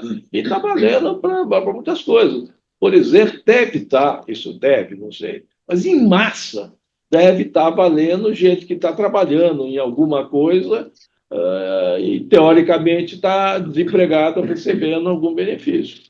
Uma parte desse crescimento do emprego, desse tipo de coisa, deve estar ligado a isso, né? Então, não vamos jogar fora o Pitino, mas o Zé e o Oswaldo têm, eu acho também, alguma coisa mais profunda, não é possível, mas vai ter que sair. Por isso que está difícil de decidir. Tá certo? Por isso que envolve passar por alguma mudança constitucional, porque senão é só administrativo. Acho que é hábitos também, porque esse país virou a cultura do pedinte. Eu acho que Mas é errado. eu acho, não é só do pedinte, mas também da gente, também tem isso, mas eu estava comentando aqui, por exemplo, uma observação que que escuta com recorrência. Faz 30 anos que nós aumentamos a proporção e o valor absoluto do orçamento que vai para a educação. E com 30 anos de um crescimento real gigantesco, e é bem-vindo, né, a educação no Brasil mudou pouco, proporcionalmente ao esforço. É por isso nós gastamos mais em educação do que os peers, mais em saúde do que os peers. Tem que, não é só vai aumentando porque é remédio. Se for mal feito, virar rotina. Então, tem mesmo que fazer algumas mexidas de regra mesmo, né? De regramento. Senão também não tem redução do déficit. Você não pode mexer em nada, mas por definição só aumenta. E a taxa de juros faz o serviço completo. É isso aí. Rodamos e caímos. A vantagem é que tem algo grande que tem que acontecer, ou não, até março. Se acontecer, volta ao jogo de poder crescer um pouco mais, melhorar um pouco esses preços, sem que esteja garantida a sustentabilidade, porque ela, em qualquer circunstância, não está garantida, né? Se não, fica esperando mais uma vez a próxima eleição. Quantas vezes nós já fizemos isso? Não, aqui não vai dar mais. Agora, o governo do Temer mostrou que, mesmo tendo um período curto de prazo, se quiser fazer mesmo, já faz uma unidade de tempo, é muita coisa. E tem muita coisa fora do lugar. Então, mas, enfim, a hipótese básica, eu acho que estamos, em princípio, de acordo, né? E está na mão do presidente, né? Repetir a aposta do PT Raiz, que foram os 2 primeiros anos do governo, é bater no muro com muita rapidez. Aí vai bater feio no muro. Isso está claro. Eu acho que não vai fazer, né? O que pode acontecer. Agora, também não tem o outro extremo. Não é que vai fazer uma reforma do gasto. Isso não existe. Na mão do PT não tem a menor chance de um troço desse acontecer. Não existe condição disso acontecer. Mas, na força, um pouco premido pelas circunstâncias, tendo em vista a sobrevivência política, eu acho que sim. E, nesse sentido, o resultado da eleição caminhou, pois, um pouco nessa direção. Eu acho que o Zé Bastoni provocou o Oswaldo para também falar sobre esse tema agora. Olha, pastor, de forma anedotal, me mostraram uma conta, e você vai poder depois dizer se isso procede ou não, tá certo? Um casal não oficial com 3 filhos consegue levantar nos mais diversos programas R$3.500 por mês. Muito bem. O salário médio do Brasil é R$3.500 por mês. Se é verdade isso provoca, tá certo, uma escassez de mão de obra, por definição, né? Então, se há um momento para fazer ajuste nesses programas, seria agora que existe uma demanda enorme, tá certo, por mão de obra. Por exemplo, uma empresa, tá certo, foi contratada para fazer em São Paulo uma determinada obra, e no contrato estabelecia que ele deveria ter 200 funcionários em média trabalhando na obra, tá? Não conseguiu cumprir isso, né? E o estoque médio de funcionário foi 140 pessoas. sendo que dos 140, 40 eram egressos do sistema prisional. É uma ótima notícia isso daí. A segunda notícia é que na construção civil, vale a pena confirmar, o número de mulheres, tá certo, que estão indo para a construção civil é muito grande, principalmente em cargo de administração, com bastante eficiência. Né? O que eu estou dizendo? Se há um momento, tá certo, para resolver essa questão de renda, equilibrar, etc., seria agora. Mas ele não vai tomar essa decisão estrutural. Não vai. Ele vai ficar premido entre o que o PT está botando nas costas dele a culpa de ter esse mau desempenho nas eleições, vis-à-vis o Congresso que vai ser eleito em 2026. Agora, por exemplo, o BPC pode ser que não tenha mais correção acima da inflação, por exemplo, coisa desse tipo, por exemplo, isso pode fazer. É uma questão de calcular. Agora, no salário mínimo, eu acho muito difícil. Eu só queria adicionar, pedir licença, a construção civil eu acho um exemplo, que tem coisas acontecendo que a gente não entende bem. Em março desse ano, eu fiz uma palestra na ABRAINC, que é a Associação dos Incorporadores. E escutei lá de todos, a construção civil está indo muito bem. Tanto a Minha Casa Minha Vida, a parte não concessional, quanto o médio e alto padrão. Em março, isso assim, olha, não tem escassez de mão de obra. Eu não sei como é que está fazendo, que não está dando pensão salarial por enquanto. E agora eles continuam falando a mesma coisa, meses depois de crescimento. Ou seja, houve uma mobilização de algum jeito, que eu acho que tem um mix de estrangeiro, talvez não regularizado, mobilizar mulheres. Na obra, no gerenciamento da obra, tem muitas mulheres, muito mais do que você tinha em qualquer momento do passado. Então, tem algumas coisas acontecendo de melhoras mesmo. E você tem um bom ponto, dizer, o salário médio está relativamente remunerador em relação à história do passado. E está perto de pleno emprego. Tudo indica que tem isso. E eu acho que um pedaço desse suprimento de mão de obra vem de gente que deve estar ganhando benefício social também. Porque furar isso é muito. Mas, Roberto, isso as empresas reclamam. Pessoas que não querem ser registradas, tá certo? E que pese que houve aumento, tá certo? Para não perder. O problema é que pode estar acontecendo no mercado que as empresas, pessoas que não querem serem registradas, acabem se acomodando nas empresas menores e menos controladas. Perfeito. Uma vez liberam gente que é registrada e que vai ganhar mais das empresas maiores, e você não percebe isso. Ou aí volta a história. Não tem pouco pesquisa, pouco dado para saber. Provavelmente está acontecendo um negócio desse tipo. Tem que ser, porque não dá para crescer tanto o estoque de mão de obra, com a escassez que a gente tem, se em algum lugar apareceu, tem que ter alguma coisa diferente acontecendo do lado real que a gente não sabe direito. Certo? Que é outra coisa, não tem a ver com a parte fiscal, estudo senso, se está sendo roubado ou não. Esse é um problema que tem que ser encarado. Né? De novo, eu acho que estão acontecendo coisas que a gente não entende bem. O que aliás é ótimo, porque o desafio do economista é sempre tentar entender coisa nova que não tinha antes, tá certo? Eu me lembro sempre do seminário que eu escutei do professor de Chicago, o Otavie, ele falou: a nossa profissão é determinada pela demanda. Nós vamos atrás dos problemas novos que a história e a sociedade vão criando. É isso, graças a Deus, né? Então... Mas, Roberto, nós somos de um tempo em que o Brasil era um país de trabalhadores.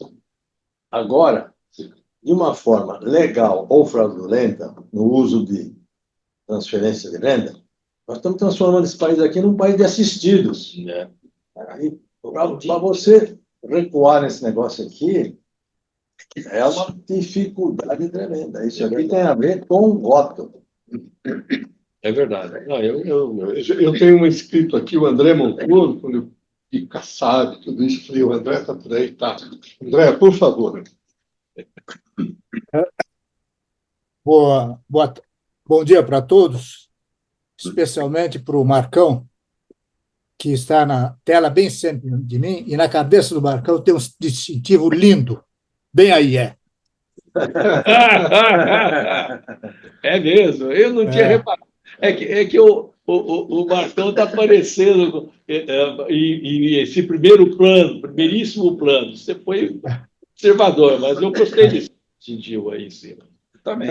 Mas eu gostei demais das duas apresentações, da apresentação e dos comentários, mas tem um aspecto, especialmente a respeito do que ocorreu nessas eleições, ou que ficou claro nessas eleições, é uma coisa interessante, porque os jornais, não sei se a Folha e o Estado pegaram na primeira página a respeito da reeleição dos prefeitos, dizendo as emendas reelegeram os prefeitos.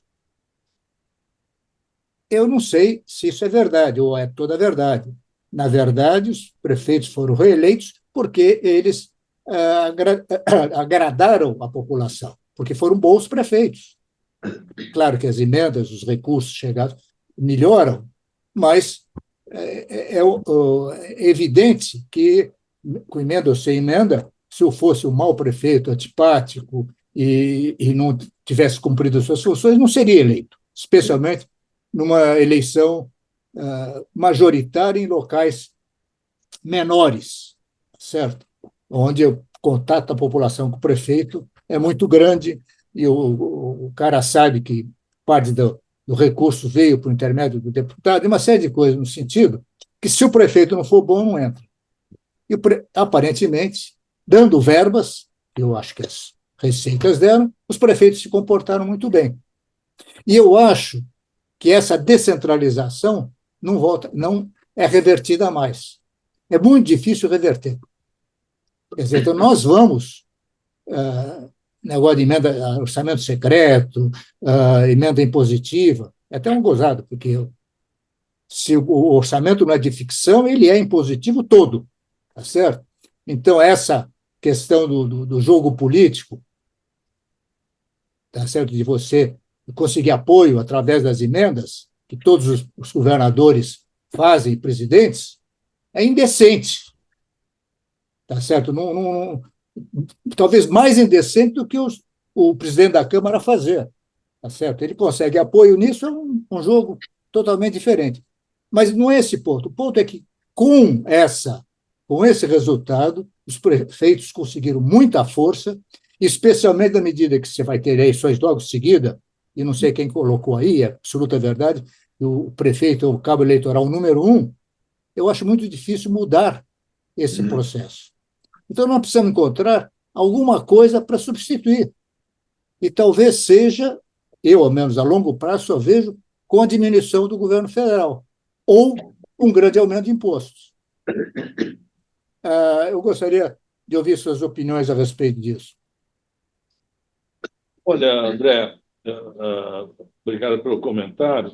Eu também partilho da primeira parte da sua observação, de que as emendas fizeram diferença, exceto, como alguns dizem, eu não sei qual a extensão disso, que houve compra de votos ou equivalentes. Eu não sei, não deve ser uma coisa tão grande, porque isso é difícil de fazer. Mas quem fala que foram as emendas menciona muito disso. Eu quero concordar que, em princípio, a reeleição é de quem teve um bom desempenho. E na prefeitura você consegue isso, você consegue ver isso. E a emenda não é a única forma de chegar dinheiro para a eleição. Você também tinha, no sistema antigo, não era emenda parlamentar, mas era a liberação feita pelo governo central. Era uma forma... Então, o dinheiro chegava de algum jeito.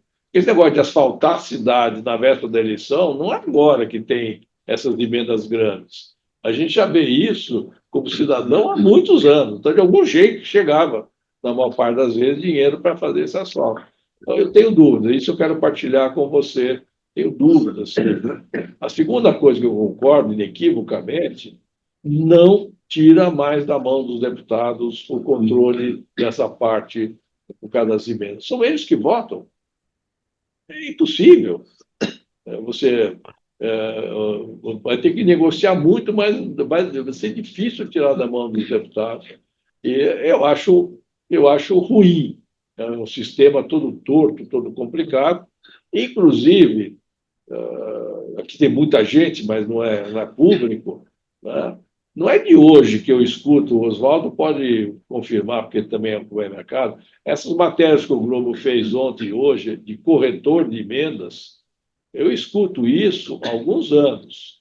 E corretor de emendas e, se vocês quiserem, de kickback, junto com as emendas. Essa segunda parte, evidentemente, o jornal não podia pôr e dava ação judicial. O corretor não faz só corretagem de sair uma emenda do senhor fulano de tal para o município fulano de tal.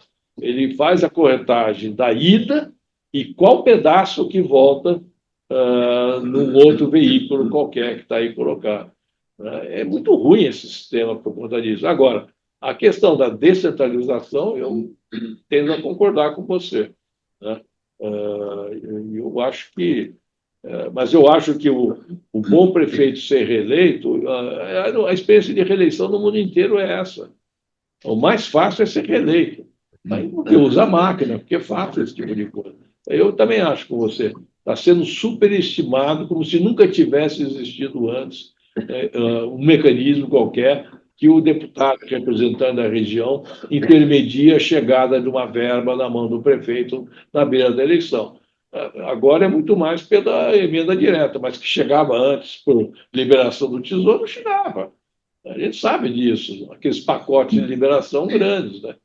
Então, por isso que eu concordo mesmo com essa parte. Obrigado. Olha, Imagina. Nunca tivemos tantas pessoas ilustres aqui participando do É um prazer. debate. Eu adoro. Obrigado, Adoro poder vir aqui. Obrigado a todos. E mais adiante, o professor Eduardo, vou procurá-los. Vou continuar uma conversa. Como apresentador aqui para nós. Excelente. Assinante. Tchau, gente. Obrigado. Um abraço a todos. Um abraço. Tchau para todos aí. Tchau, Beto. Um abraço. Tchau. Tem uma que orientou e falava daquele negócio do